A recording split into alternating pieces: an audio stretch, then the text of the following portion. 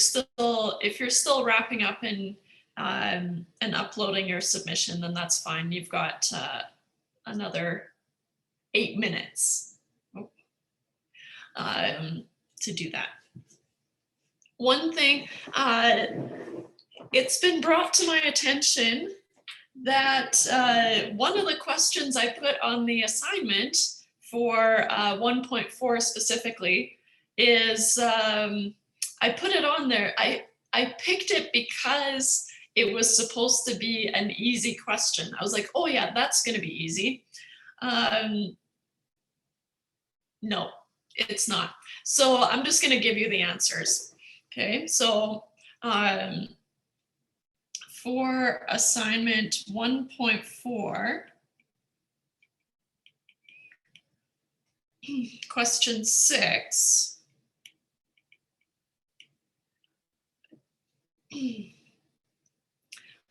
it's asking where does e to the x, I want to say, finally surpass x to the power of 8 or 10. It depends on the question you have.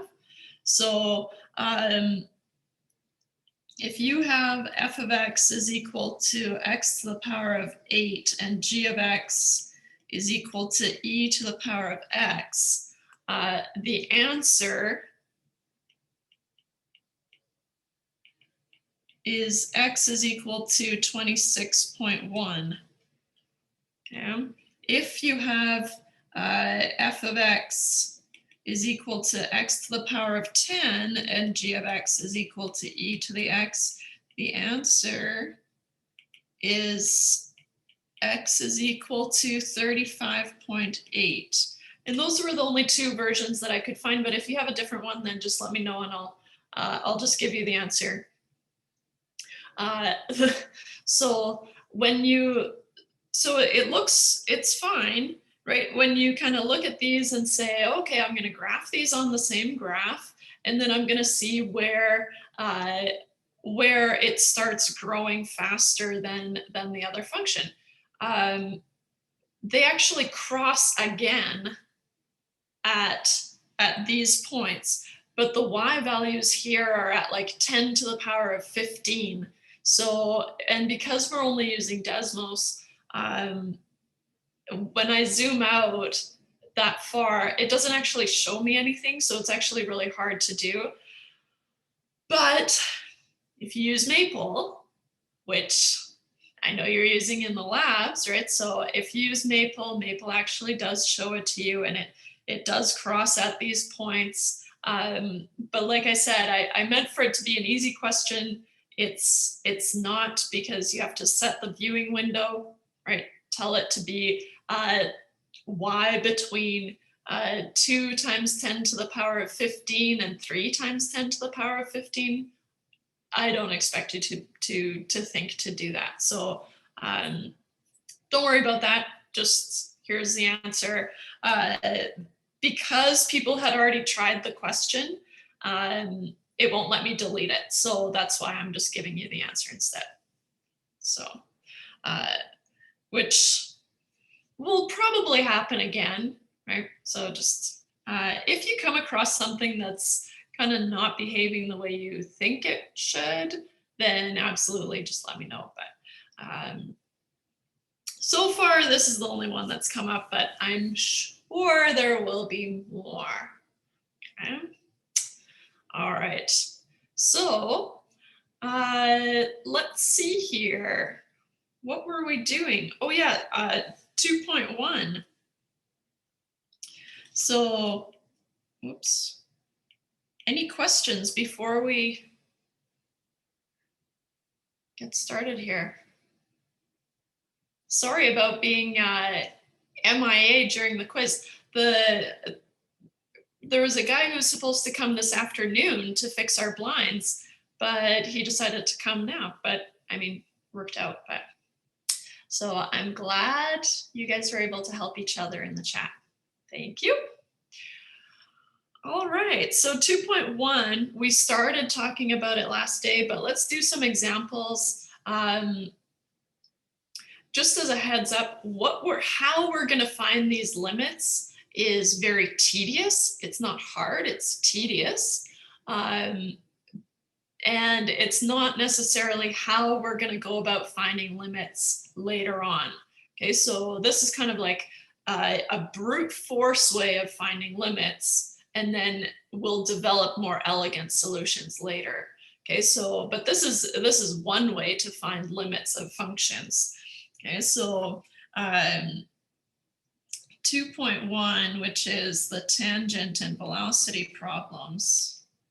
I don't know why I said that funny. And velocity problems continued. Whoops, we started last day. Continued. Whee. Okay. So we started looking at an example, and we kind of talked our way through it, but we didn't do it. So how about we go back, where was it? Here. And I'm just gonna grab it again.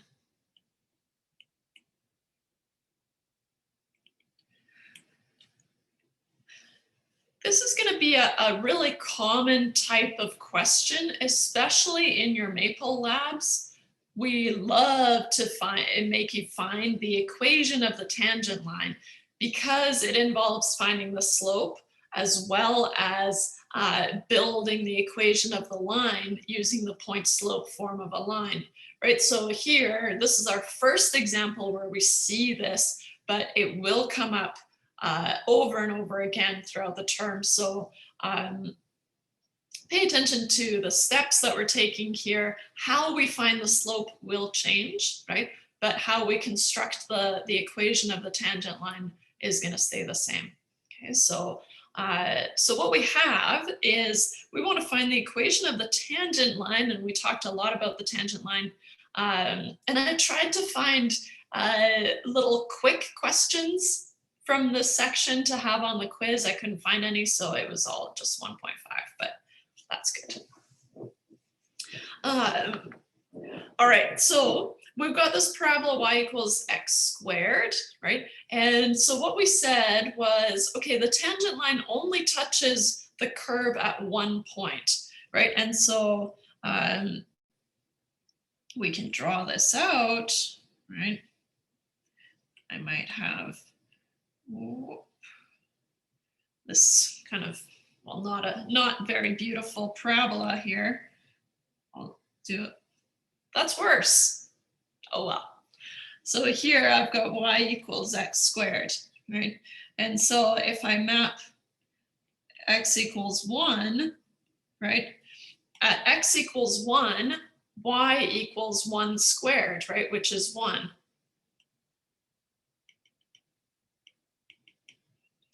Right, and so because this notation, or it can be confusing when you first see it, right? This is at 1 squared, which is actually just 1, right? So in general, points on the curve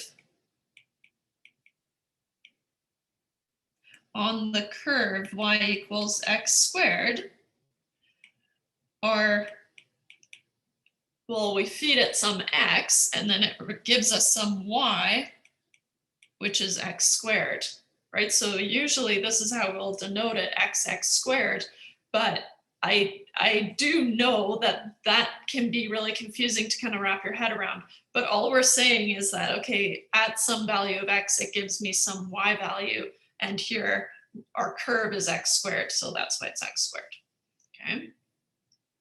So the point 1 is of course on the line, because if x is 1, then y is 1 squared, which is 1, right? So that's what we said here. So what we're going to do is we want to find the equation of the tangent line. Now the tangent line only touches the curve at this one point, right? Later on, because these curves can kind of have different shapes and whatever, it can cut through the curve later. But if we're talking about x equals 1, it can only touch the point at that point, and then it jumps off, okay? We can't find that line right? Because we need 2 points on a line in order to find the slope, right? And so, because we need to know the rise over run. So what we said was, okay, I'm gonna pick a point on the curve that's close, right? And then so when I find the slope between that point and the point that I'm interested in, we call that the secant line, okay? And so we can find the slope between those 2 points. And then what we do is we slide the point that we're talking about closer and closer to 1, 1. And we can come from the left too, right? Closer and closer to 1, 1. Now, I'm only going to do one of these calculations with you. And then I've given you the table of all the values. For practice, you can go through and do the calculations, but they'll all be the same. So like I said, tedious, but not hard, right? So what we're gonna do is, I'll say,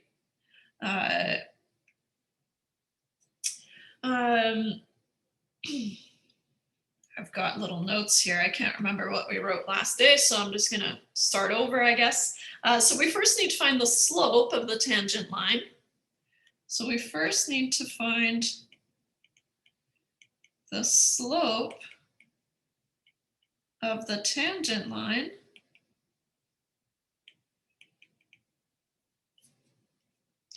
in order to build the equation of the tangent line.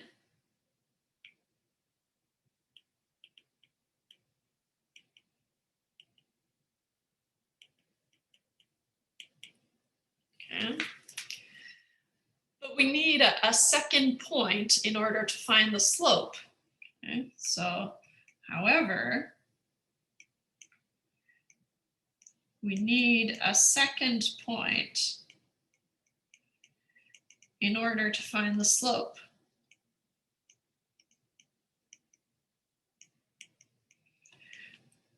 And what you'll find in the assignment for 2.1 is it's just going to get you to calculate tons of these calculations, right? But nothing hard, just a lot of work. Makes you happy when we introduce the fancier ways of finding these things. Okay, so what we do is we pick a second point and call it Q. Usually we'll use P and Q. So pick a second point.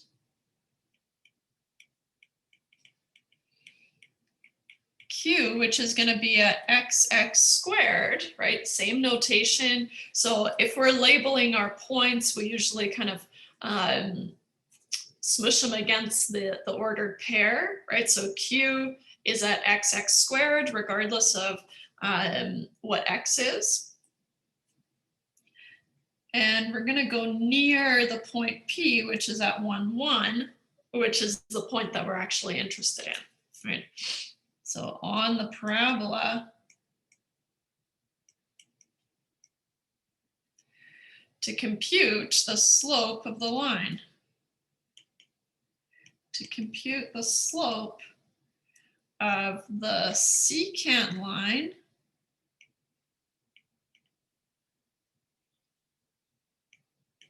which we will denote by MPQ. So M subscript PQ, right? M we usually use to denote the slope, and then here the slope between P and Q.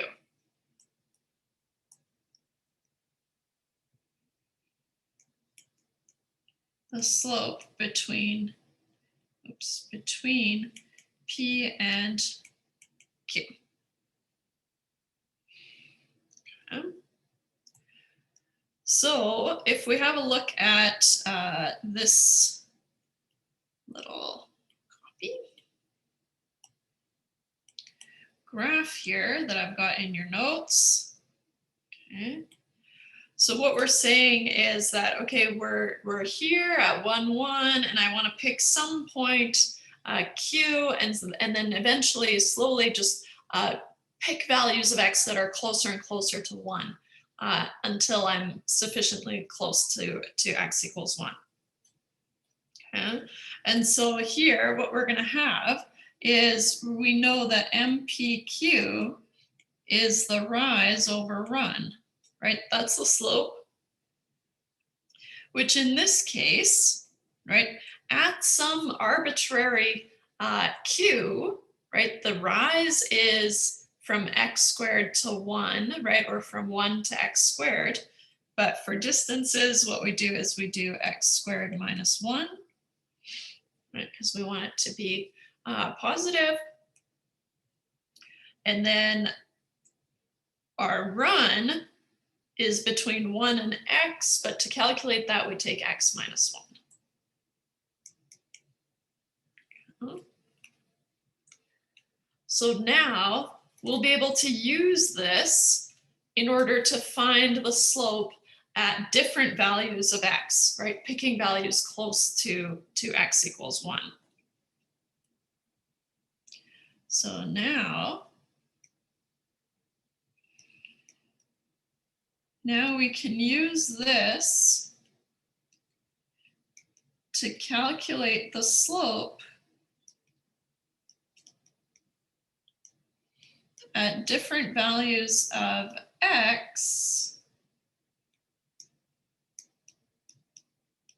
close to x equals 1. And it doesn't really make sense to go far away from x equals 1.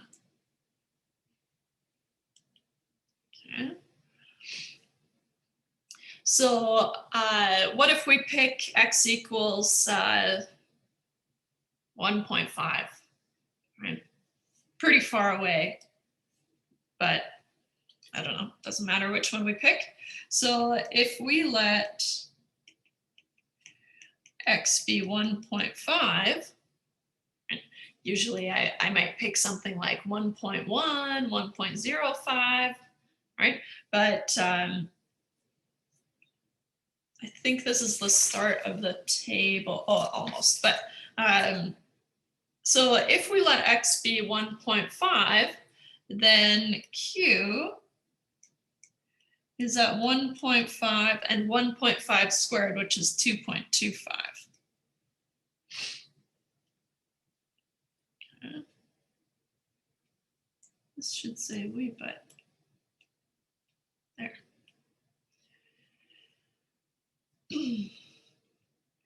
So if we let x be 1.5, then the point q that we're interested in is at 1.5, 2.25, and MPQ we decided was x squared minus 1, so 2.25 minus 1 divided by x minus 1, which is 1.5 minus 1, which becomes 1.25 divided by 0.5, which becomes 2.5. Okay. We continue with this procedure with values of x closer and closer to 1, right? So we continue this procedure with values of x closer and closer and closer to x equals 1, right? And so this is where I'm just going to cheat and grab that table, right? And notice that we can come from, actually, let me grab both of these at the same time.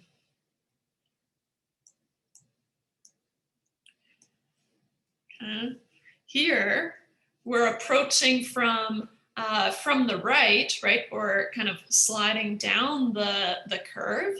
And here we're approaching from the left, right? So here,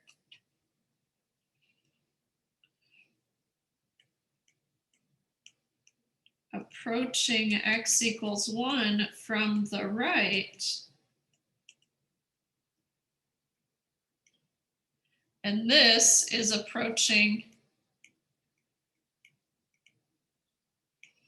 x equals 1 from the left. right? Values less than 1.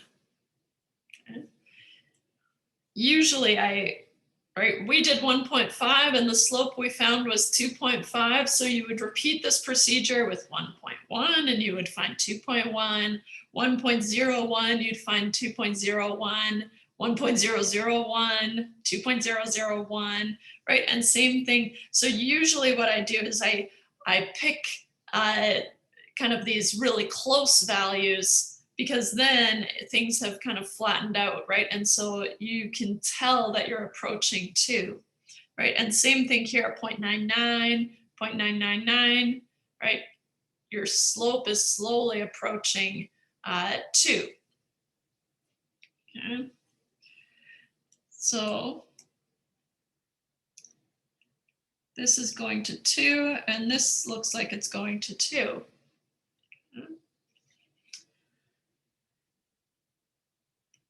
We see that MPQ, right, the slope of the secant line between P and Q, is approaching 2, right? So we can use that little arrow is going to 2 as Q is moving towards P, right? So as we move Q closer and closer to that point P, our slope appears to be approaching 2. So this idea of as we get closer and closer, that's our limit, okay? And so we say that the slope, so we say that the slope,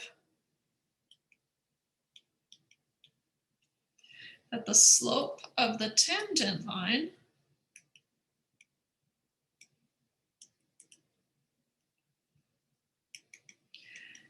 is the limit, okay? Potentially the first time that we're saying the word, and you'll be sick of it soon enough, is the limit of the slopes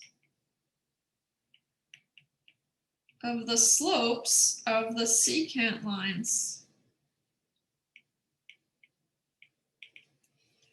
So what we write is we write the limit, and usually I do this kind of cursive limit, LIM. Underneath, you're going to write the limit as what approaches what, right? Usually it's going to be the limit as x approaches 1, right? But in this case, the limit as q approaches p. Okay. So the limit as q approaches p of MPQ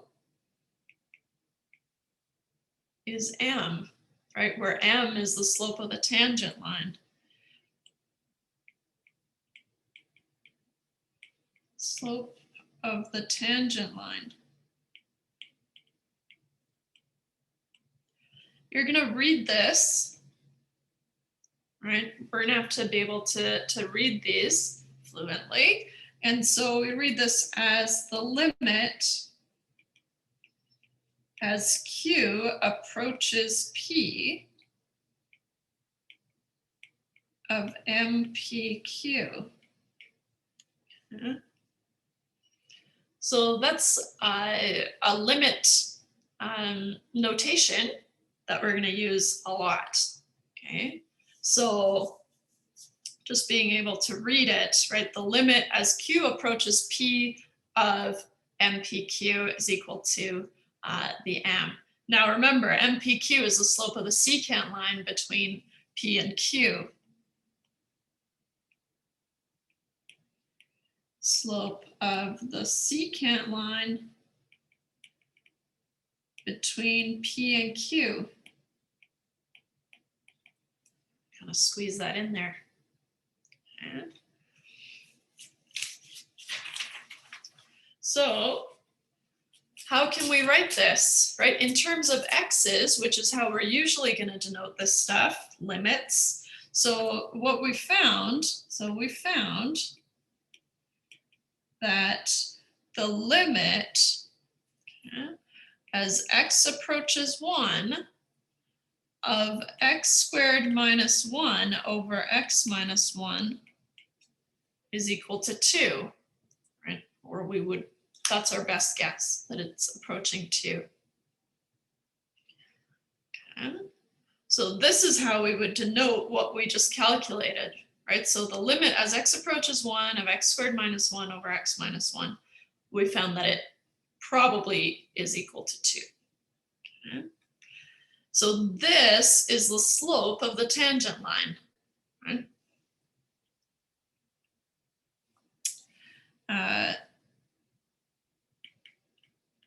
Assuming the slope of the tangent line is 2,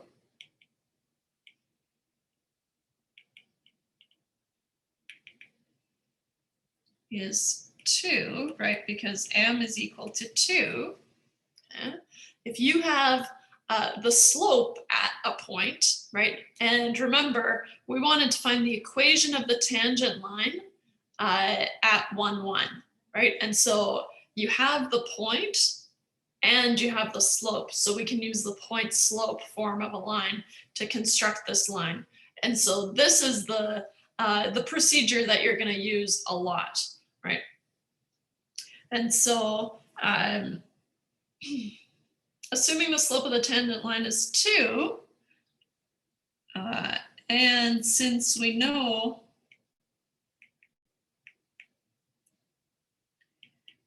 the point 1, 1, okay, we use the point slope form of the line. We use the point slope form of a line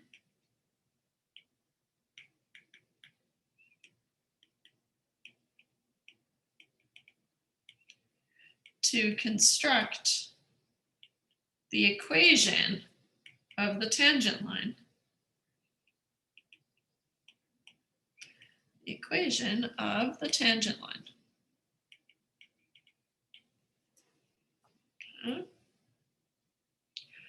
Point slope form of a line, and you might want to have this kind of handy.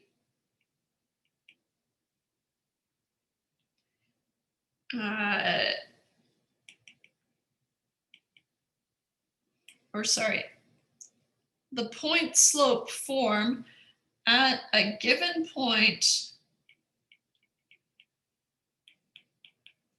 x1, y1, right? So this is how we're denoting the point that we know. In this case, this is 1, 1, right?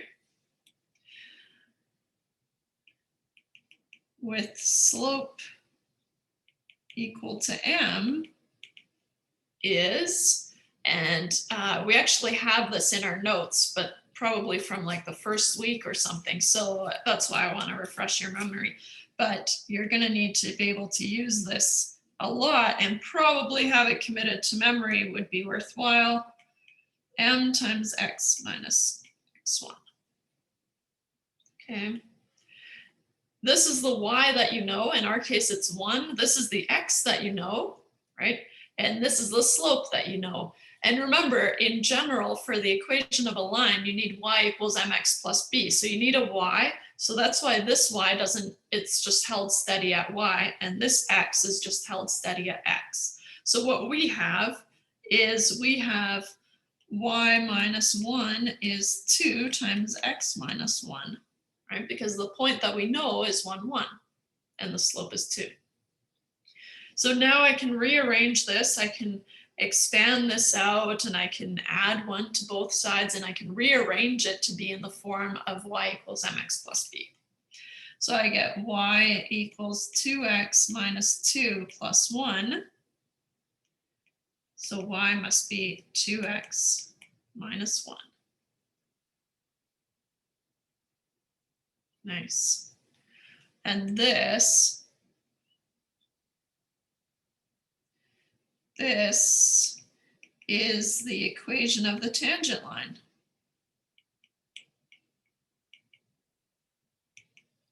Of the tangent line at 1, 1. At P, it's 1, 1.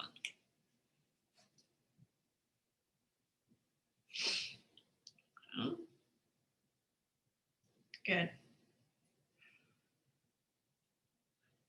All right. So let's see here. where were we?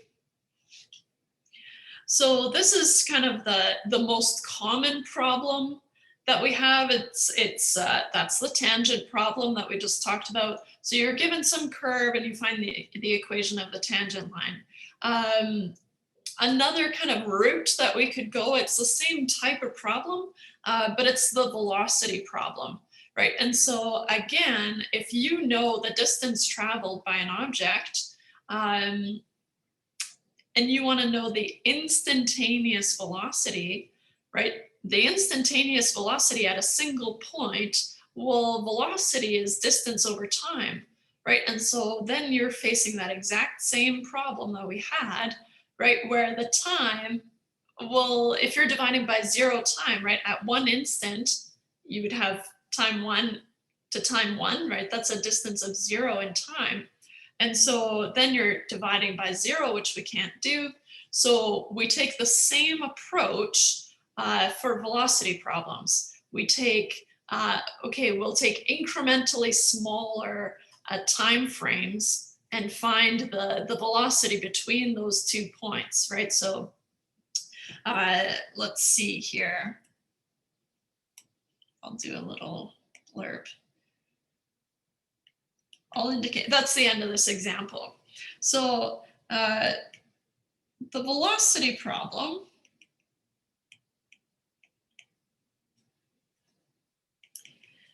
is the same as the tangent problem, is the same as the tangent problem.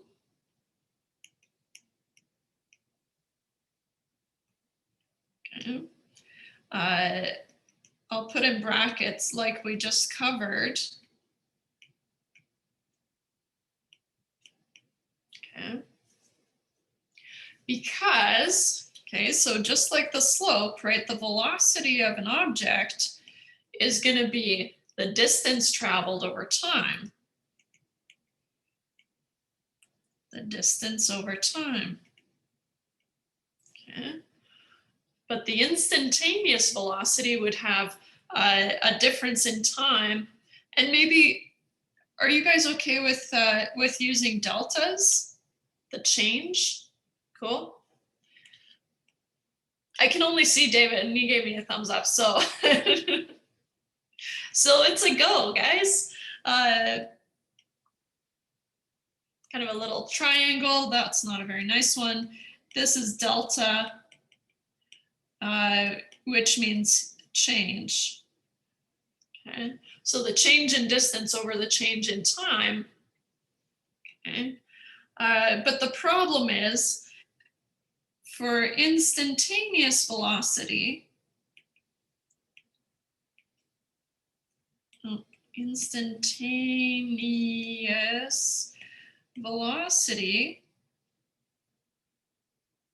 the change in time is 0, right? So that becomes a problem, right? But we do the same thing that we just did. We just take increments of, so we look at the change in distance over the change in time, but just at values really close. So as we move closer and closer to the time point that we're interested in, right? And so,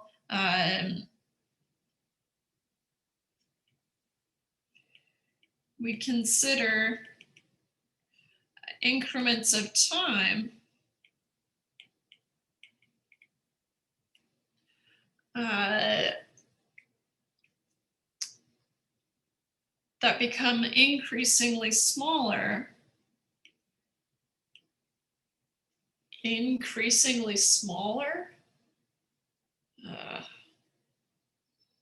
There's gotta be a better word.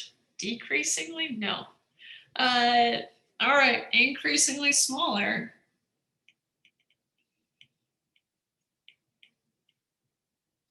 Let the record show that I'm not thrilled with that wording that I've come up with, but that's okay. So that becomes increasingly smaller, right?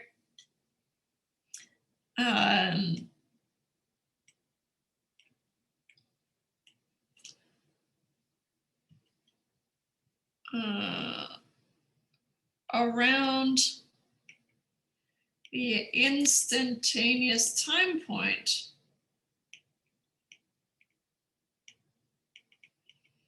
of interest.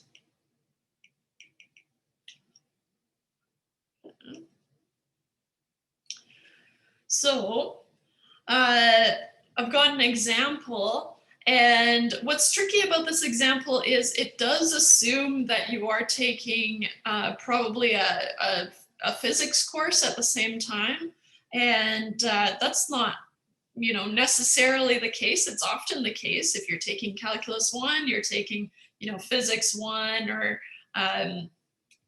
we're in term 2, so maybe physics 2, I don't know. But so it is kind of assumed that you're taking these side by side. I try to give you whatever formulas you need, but this is going to be one of those ones where you need to memorize it, right? So I will expect you to know the velocity, or sorry, the distance traveled formula, which I will give to you. But first, let's see here. Oops. Grab the problem. And I'll put it on its own page here. So we've got, so suppose a ball is dropped from the upper observation deck of the Secant Tower in Toronto. Textbooks are always so proud when they can make Canadian references, and we like, oh yeah, well, we like, Canadian references in our textbooks. And I'm kind of like, who cares? But anyways, here they've done it. Toronto. 450 meters above the ground. Find the velocity of the ball after 5 seconds. So we want to find the instantaneous velocity, or approximate the instantaneous velocity at 5 seconds. Okay, so we drop this ball and it's falling some distance. And so this is the one where it's kind of assumed that you know, but if you don't, you'll want to make a note, because from here on out, I'll assume that you know it. Okay, but from physics,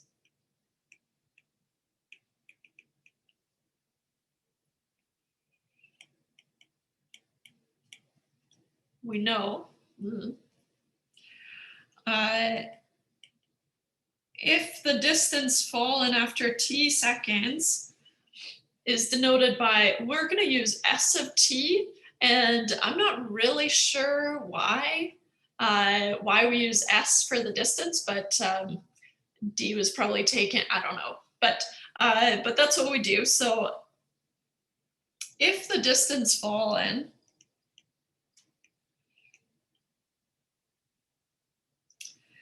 after t seconds is denoted by s of t, is denoted by s of t, okay, and measured in meters, of course. These are just the conditions for this formula. Then s of t is going to be 4.9 t squared, right? So this is the distance traveled after t seconds in meters. And so just incorporating gravity and all that fun stuff. So yeah, let's use, I'll do that, right? And so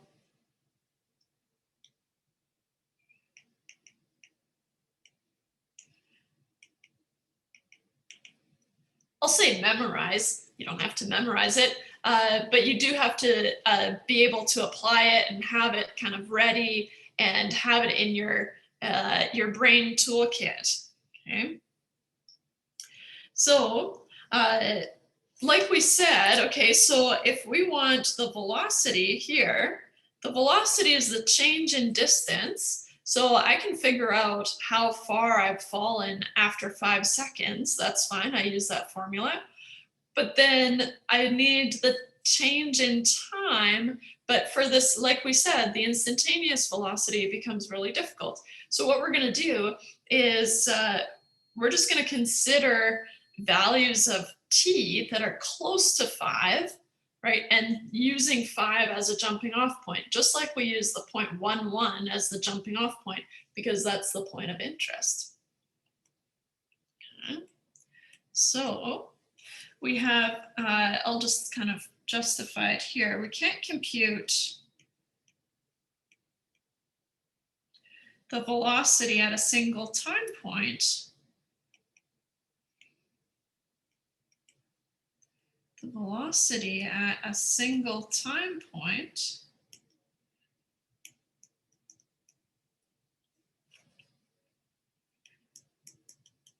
which would be t equals 5, because that's where we're interested. But we can approximate it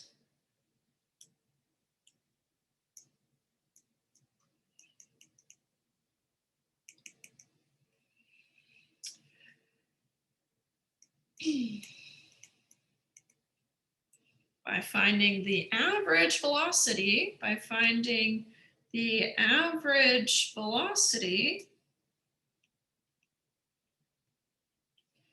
over a brief time interval.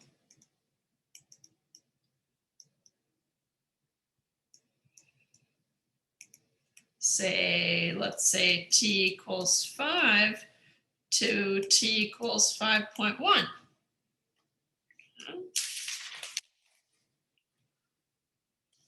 All right. So then the average velocity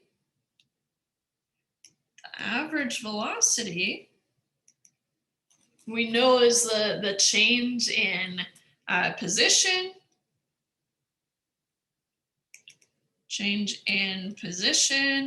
right, or the distance traveled over the change in time.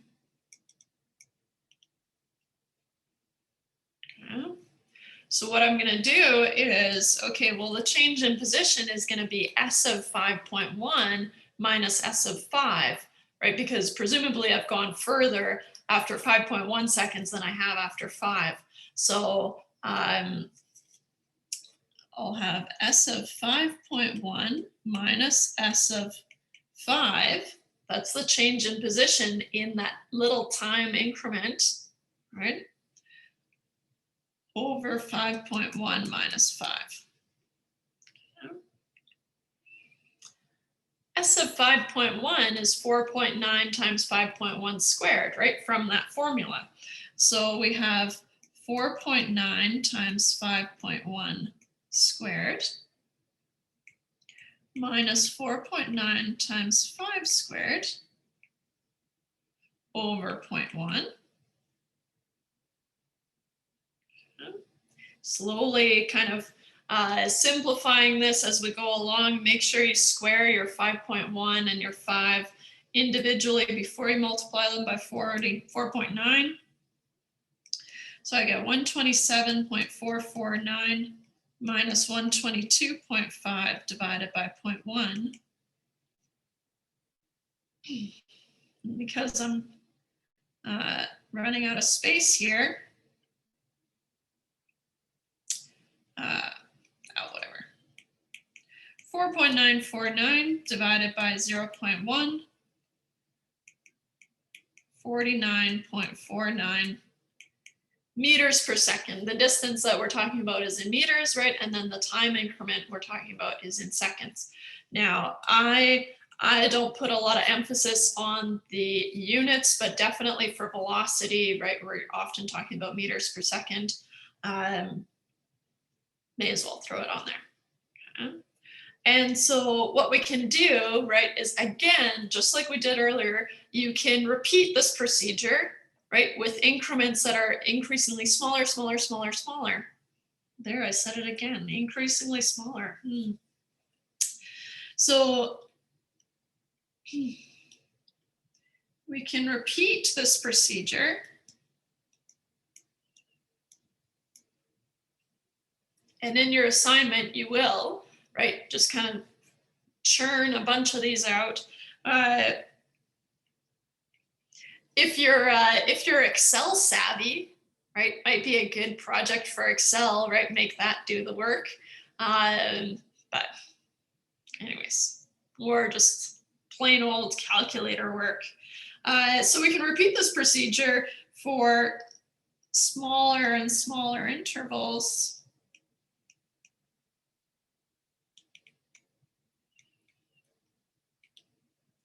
And here's where I'm going to cheat and just grab that table.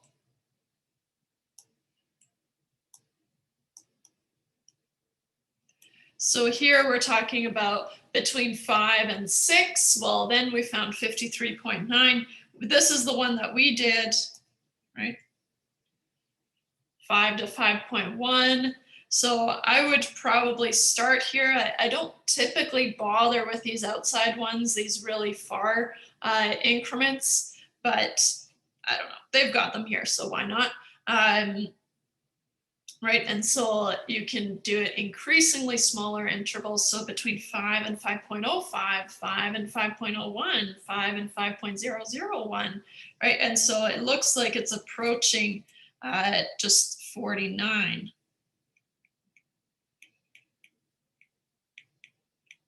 Right. That's not obvious, right? But what we'll say is that, okay, well, if it kind of keeps bumping out these zeros, right, then I don't want to commit to this 0.0049, because for the next increment, it might be 49.00049, right? And so that's why I'm saying, well, it looks like as I'm getting closer, it looks like I'm just going to level out at 49, right? So it appears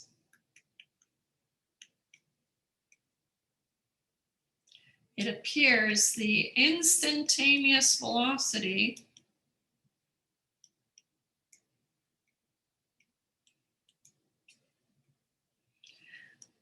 at t equals 5 is 49 meters per second.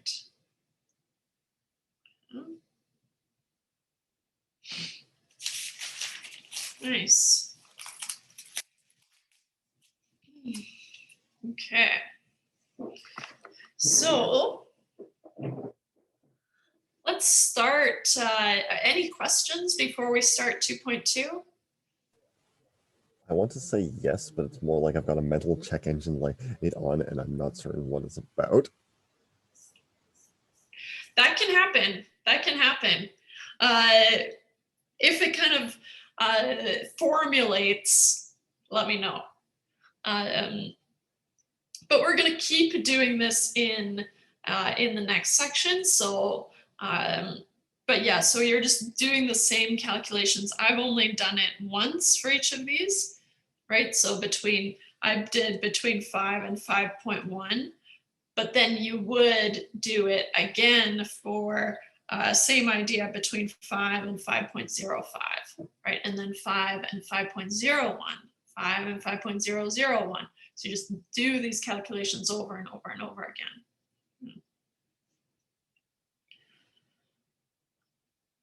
All right. A mental check engine light. I like that. It's like, something is awry. So 2.2, we're going to introduce the limit of a function, even though we've already kind of discussed them.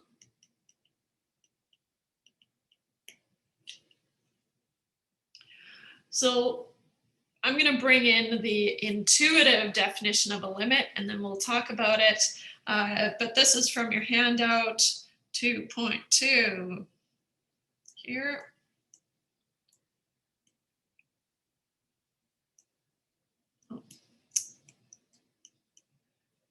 Save you some writing here, or maybe not, but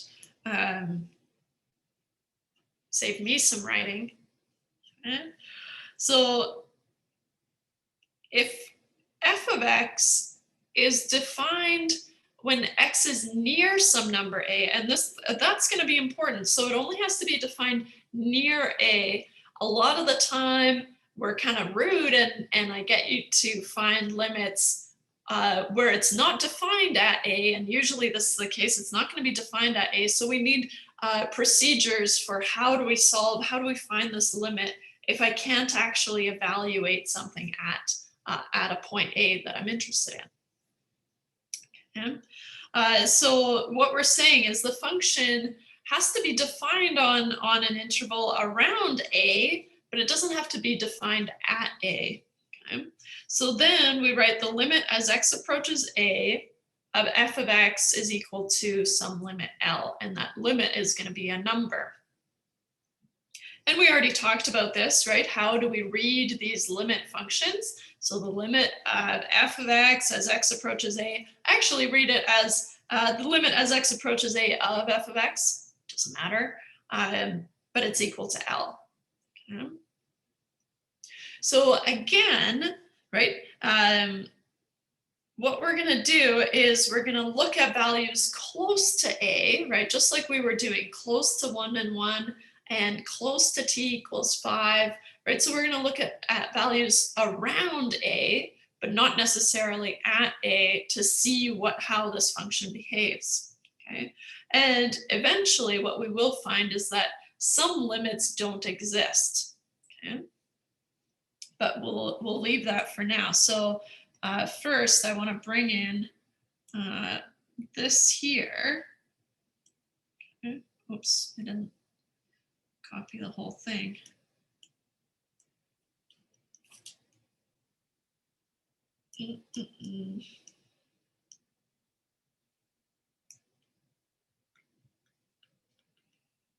Consider these situations. Okay, so here, if I've got some completely random unknown function, right, and if we zoom in here, if we're interested in the limit of this function at a, well, if it's defined at a and near a, then we can just evaluate the function at that point, and then the limit is that function at that point. Okay. Where it gets a little bit tricky is that's true even if we have this kind of hole here. So even if it's not necessarily defined continuously at a, right? So you might have this jump situation, right? Or a discontinuity. So the function is going up, up, up, and then here it stops being defined exactly at a, but it's defined lower down, and then the function picks up at a. So this is what we mean by the limit is still going to be L, because that's how the function is behaving around that point, right? And so it doesn't actually matter what the function is, the limit might be different, okay? Same thing here, even if it's not defined at all at a, then the limit would still, it doesn't care. It's still going to be how the function behaves at a, okay? And so the limit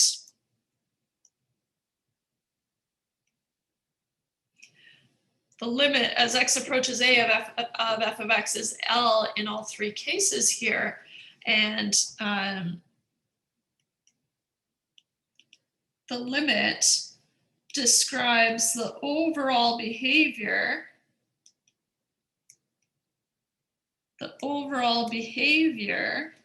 right? And if you think about the word limit, right, it's not the function at that point, it's kind of the limiting behavior. So the limit describes the overall behavior around x equals a,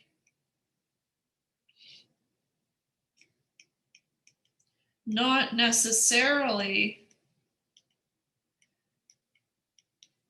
f of a, right? So not necessarily the function at a, but it describes the behavior of the function around x equals a. And that's going to be the hard part to kind of work around. Okay. So I want to do this example here.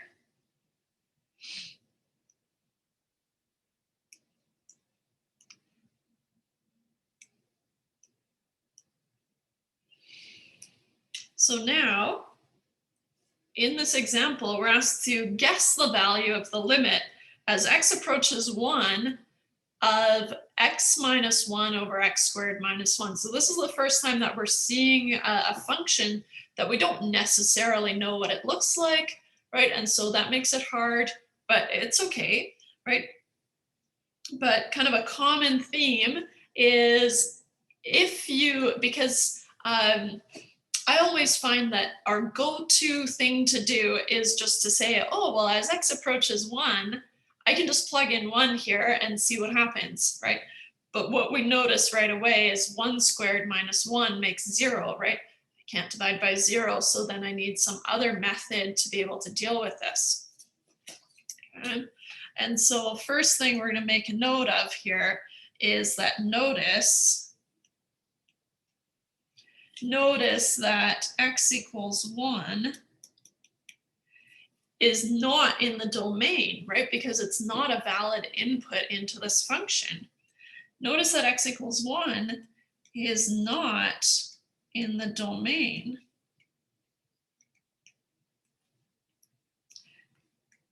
So we consider values close to 1.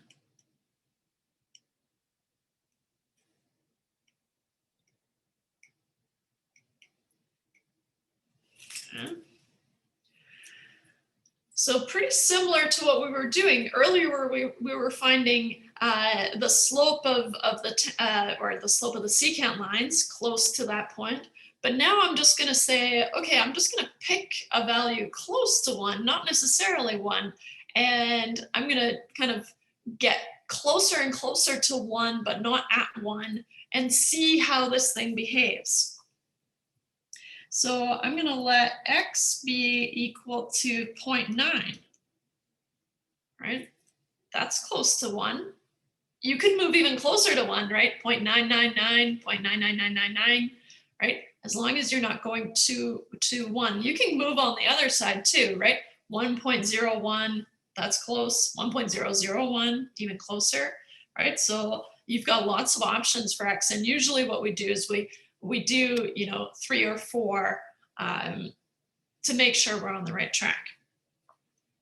So if we let x be 0.9 in this function, then I have x minus 1 over x squared minus 1 becomes 0.9 minus 1 over 0.9 squared minus 1, which becomes negative 0.1 over negative 0.19, kind of pre-baked on this side here, which becomes approximately 0.5263157895, blah, blah, blah, right? We can do this again for 0.99, 1.01, like we said, but I'm just going to steal them here. This one's even fancier. Got these little arrows here. All right, so here I'm picking values of x that are less than 1, and then here I'm looking at values that are greater than 1, like we said, right? So we did this one here, which I'll indicate that. That's what we found, right? And so if you did another value, you would find that slowly, as you get closer and closer to 1, it's going to plateau off at, it looks like 0.5, right? And so it looks like as I'm getting closer and closer to x equals 1, the limit of this thing becomes 0.5. Okay. So from the tables, we guess, because that was the question, guess what this limit might be. We guess that the limit as x approaches 1 of x minus 1 over x squared minus 1 is equal to 0.5. Okay. This would be true even if this function was defined at x equals 1, right? And so even if we consider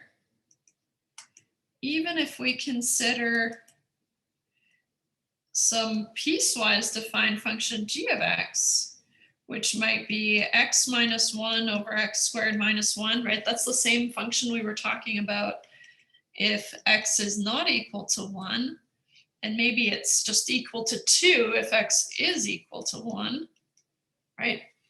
That's the same situation that we saw earlier, right? Where we've got this hole at 1 where it's defined as 2 at x equals 1.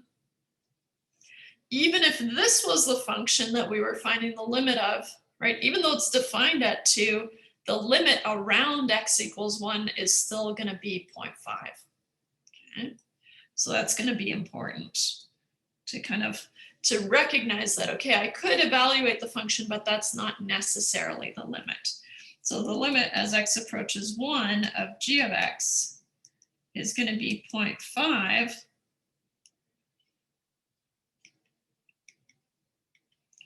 This is the same as the previous limit.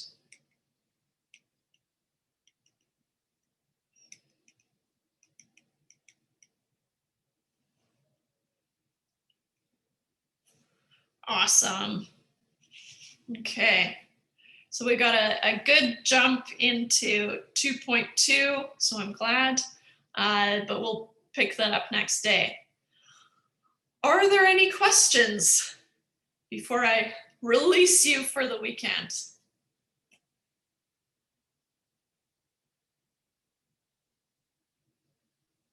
No? Try those assignments, see how it goes. If you do have questions, let me know later on Wednesday or before then. All right. I shall see you Wednesday. You got it. All right. Thanks, guys. Have a good weekend. You too. Bye. Bye now.